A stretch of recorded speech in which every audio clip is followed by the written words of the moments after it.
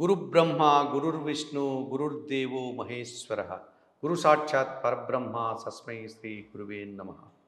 నిదయే సర్వవిద్యానాం విశజే భవరోగిణాం గురువే సర్వలోకానాం దక్షిణామూర్తయే నమః. సుప్రభాతం ఛానల్ ప్రేక్షకులందరికీ నమస్కారం.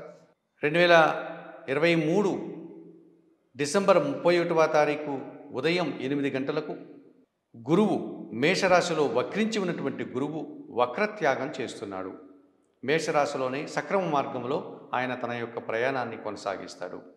ఈ 2023 డిసెంబర్ 31వ తారీఖున గురువు వక్రత్యాగం చేసి మేషరాశిలో సక్రమ మార్గంలో తన ప్రయాణాన్ని కొనసాగించడం వల్ల 12 రాశుల వారికి ఎటువంటి ఫలితాలు ఉంటాయి అన్న విషయాన్ని ఇప్పుడు మనం తెలుసుకోబోతున్నాం. ముందుగా 12 రాశుల్లో మేషరాశి వారి యొక్క వార్షిక ఫలితాలు.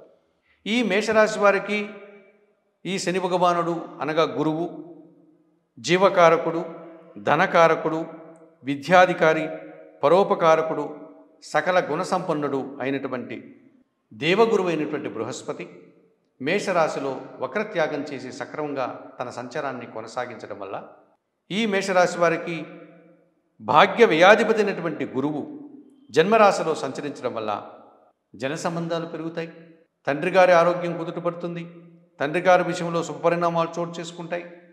ఒక మంచి పనులకు వీరు ధనాన్ని కానీ సమయాన్ని కానీ తమ యొక్క ప్రతిభను కానీ శ్రమను కానీ వెచ్చిస్తారు. ఈ రకంగా వీరి కష్టం వీరి ఆదాయం సత్ఫలితాన్ని పొందడానికి అవకాశం ఉంటుంది.